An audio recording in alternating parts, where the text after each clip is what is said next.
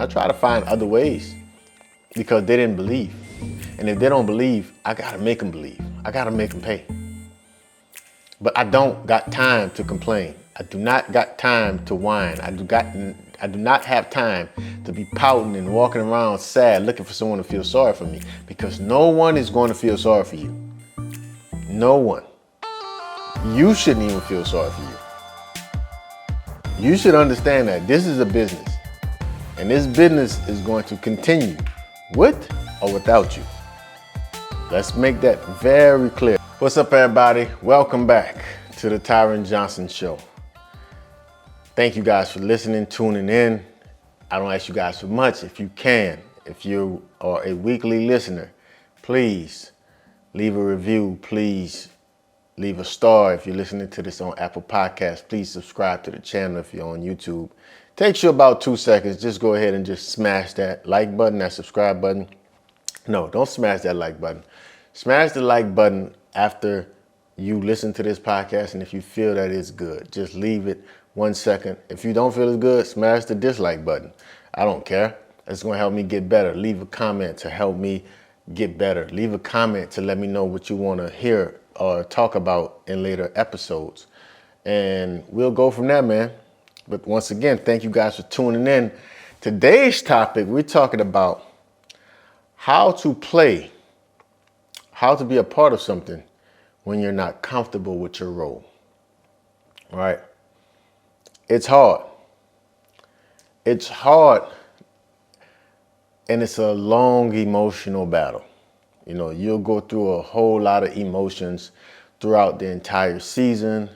If you're at a job and you don't like the role at your job, it's going to be tough. Like, you're going to go home, you're probably going to fight with your spouse, your kids are going to get on your nerve, your family is going to get on your nerves, you're going to be depressed, you're going to be really fighting a lot of emotional battles, because especially if you're passionate about something, you're very serious about it. And if people aren't taking you serious, that becomes a problem.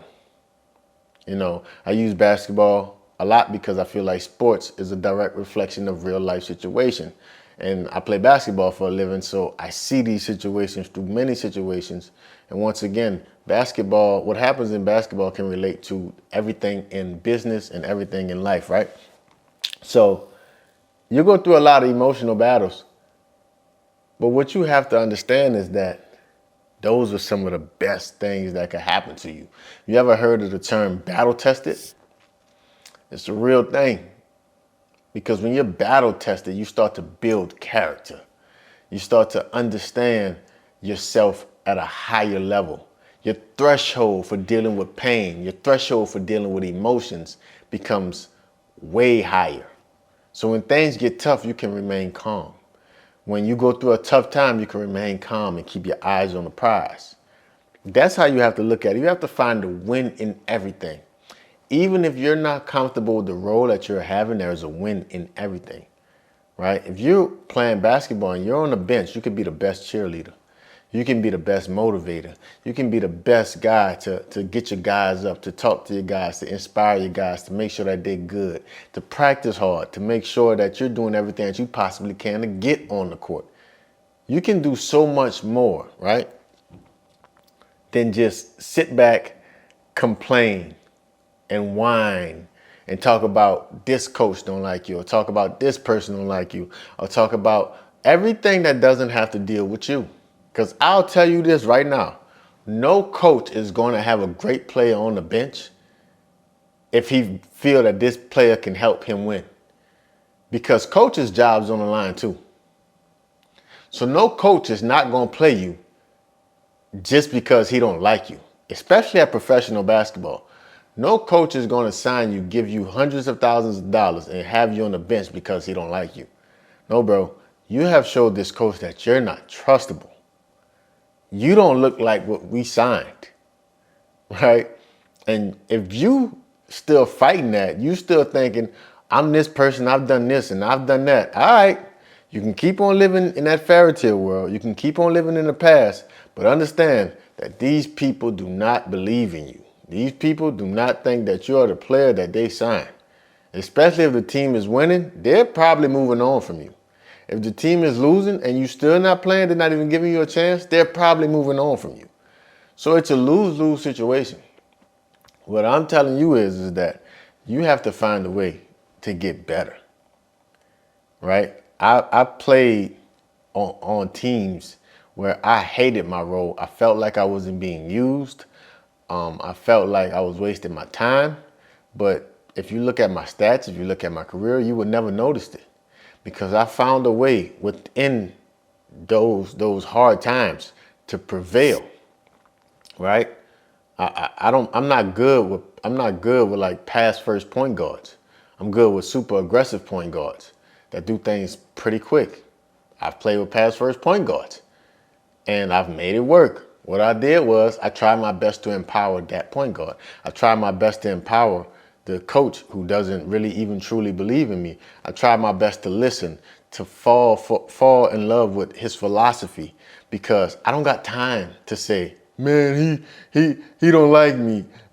He not using me. They don't put me in situations to be successful. I don't got time for that. I don't got time for that because maybe I haven't showed them enough for them to be that comfortable. Because I tell you this, when you're nice, coaches start making adjustments for you. Your teammates start making adjustments for you. When everybody be saying shit, when they're constantly saying whoa, that's because you're nice. And trust me, you don't got nothing to worry about. They're going to make sure they find you. They're going to make sure to get you involved. But if you're not really just out there killing like that, then bro, you got to deal with what you deal with. And you might not be to kill in the way that you usually kill, but you can kill in other ways. I used to try and kill in transition. I used to try and kill in rebound. I used to try and kill on defense. I used to try and kill on making open shots. Although I am a creator, although I am an isolation player, although I can make a lot of things happen, I try to find other ways because they didn't believe. And if they don't believe, I got to make them believe. I got to make them pay. But I don't got time to complain. I do not got time to whine. I do not have time to be pouting and walking around sad looking for someone to feel sorry for me because no one is going to feel sorry for you. No one. You shouldn't even feel sorry for you. You should understand that this is a business and this business is going to continue with or without you. Let's make that very clear. Second point, you got to change your mindset and try to find a positive in it. It's nothing you can do if your team asks you to play another role. So if you're going to stay on that team, you might as well learn how to thrive. Now, I kind of tapped into that on the first topic because I was rambling, but it's nothing you can do about it, bro. It's nothing you can do if your coach does not want you to be the person who you have always been. Now, this has happened to me many times overseas. Teams have signed me and want me to be somebody else. And I'm like, bro, I don't understand why you guys signed me. Why would you sign me to have me play a different role? Right? Why wouldn't, if you sign me, you should let me do what I've done and help you guys doing whatever you're doing so that we can come together and make something great. But it happens. It happens. And you got to change your mindset. You got to find a way to fall in love with the process because that's sports, falling in love with the process. When I won championships, bro, I was not happy. I wasn't sad, but it didn't make me feel any type of way. I was really proud of the work we put in and day out. I was proud of the bonds that I was created. I was proud of the moments I had with the fans. I was proud of all of those tough conversations, all of those long nights. That was the best part, the process. But the result is not the prize. I'm telling you. But if you're gonna be a part of something, you're gonna be a part of a team, you gotta fall in love with the whole philosophy. You gotta fall in love with everything about it. Your coach might be the dumbest coach in the world, but you have to fall in love with that dumbass mentality. It is what it is. Find another team next year. And if you're as good as you think you are, it'll all work out in your favor. But this year, wherever you at right now, you got to find a way to be successful in it. No excuses. We can't make no excuses by any means necessary. We must make them pay. This is what we do, right? Third point, get over yourself. We're a speck in the universe. Get over yourself, right? If this is how they feel about you, so what? So what? You just have to do enough for someone to see your value. You never know how the next situation may go. Get over yourself, bro. When I started realizing that, bro, you're not as big as you think you are. You think that you're this big player, you've done all of these great things overseas. Get over yourself. There's guys that's done things way bigger than me, right? There's guys that's in the NBA making hundreds of millions of dollars. Get over yourself, bro. It ain't that tough. Like when you think about it, you're just a speck in the universe. A lot of times, the frustration and the emotions are built up because you're kind of embarrassed. You feel some type of way, right? You got your boys back home, they're saying you the truth, and you're not doing what the truth does. You got these girls, you want these girls to like you and stuff like that. You've held yourself to a standard. They're not liking you like that anymore because you're not the same player that you were. You probably still have the same skills, but you're not in a situation where you can show those skills. So get over yourself, bro. It's cool. You're allowed to be average for a year or two. You're allowed to not be successful. It's cool. It is what it is.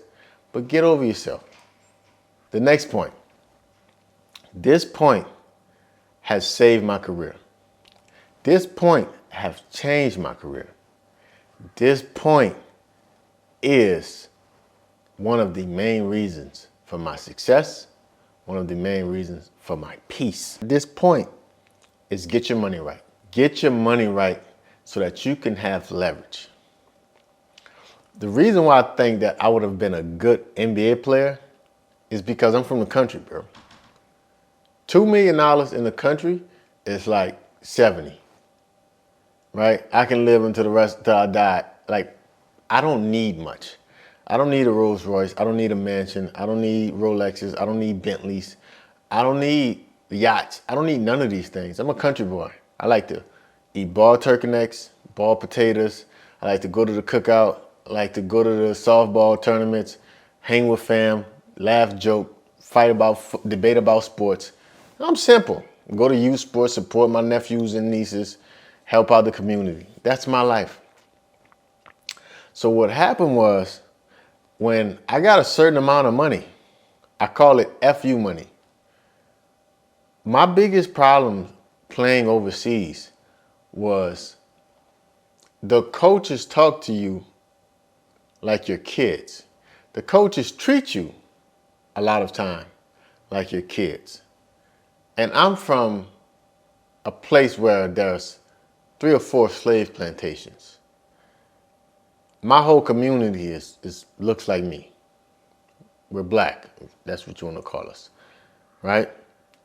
I'm not used to white men screaming at me. I just don't know how to take it. My college coach was black. High school coach was black. First time I got a white coach or someone with some form of authority over me was as a pro. And he was an American, but he was like a hippie. He was like my guy. Like he didn't scream. Because American coaches don't scream at professional basketball players. If you look at NBA, you don't really see coaches screaming like that. In Europe, you see like these coaches talk to you crazy. And I don't understand it because if I was to see them in the streets, they're like, bro, you wouldn't speak to me like that. Like, I don't understand it to this day. And I'll never understand it because you telling me, yo, get the rebound, and you screaming to the top of your lungs, get the rebound, makes no difference. But I start to understand, I look at soccer, it's kind of the culture. You got to do some things for the fans, I guess, to show that you care. That's retarded, in my opinion. But at the end of the day, when I got the FU money, all of that went through one ear and out the other. Because if I ever get tired of it, if I ever didn't like my role, if I ever didn't like my situation, or if I ever felt like a coach was crossing the lines, I can leave because I got money to sustain myself. Most guys stay in their situations because they don't have the money to leave. They have to stay there. Once you get your money right, it gives you leverage. It gives you leverage to leave. It gives you leverage to be respected, right? So nowadays, coaches look at me like they can't tell me nothing because I'm respectful, I'm on time, I do my job, I show up and I work hard, and I'm all about winning. So it's kind of hard to talk to me crazy, right? And even if they do, I just look at them like, yo, what's wrong with you? Not in a disrespectful way. I'm just looking at them like, I'm a grown man. Like, I'm not a kid, right? So get your money right, bro, so that you can be respectful. It's crazy. The more money you have, the more respect you can give. But you don't have to deal with those emotional battles because you know that you're not tied down to a job. You can leave it at any moment. Last point. I've battled this most of my career, right? Playing out of position, not agreeing with my role, many times not knowing my role, but I found a way every single time to be successful, right? I battled this most of my career. That's why I'm talking about it. You're not talking to somebody that's just saying something that they've seen or something that they heard on the podcast. Bro, I've dealt with this time after time after time. No way that you can tell me I don't know what I'm talking about because I've actually lived it. And it's tough. It's real tough. Like playing out of my position. Like, bro, I have no idea what I'm doing at the four sometimes, power forward. I just play it because, it's easier. To be honest with you, I just kind of play like a three. But like on defense, bro, I have no idea what I'm doing. I don't know how to guard these guys. My whole life I trained to be a 3 and a 2. Like my first couple of years overseas, I played the 3 and the 2. So when I started playing the 4, I'm like, bro, I don't know what I'm doing. But they felt I was better at the 4. I don't think they know what they're talking about, but it is what it is. They was paying me, so I'm like, all right, I'm going to find a way to thrive in this position. I still don't like playing the 4 to this day. I just do it because I do what I got to do, right? But I understood. I run kind of funny. I'm not as flexible, so it looks like I'm not low until you start playing. And then when you see me play, you see I'm actually kind of quicker than you think. I look like I'm tight. I look like I'm an old man, but then you see me play and you're like, whoa. I understand. There's a lot of bad basketball scouts out there. I'll say that. I never agree with my role a lot of times. And I didn't know my role a lot of times. And those times was hard, man. But I just had to watch a ton of film. I had to watch a ton of film, not just on me. I had to watch a ton of film on my other teammates to see how I can make them better. How can I make them better? Because if this coach is not going to mess with me, then I'm going to get my team to mess with me by any means necessary. I'm going to find the guys who's actually doing things, and I'm going to actually try to make them better.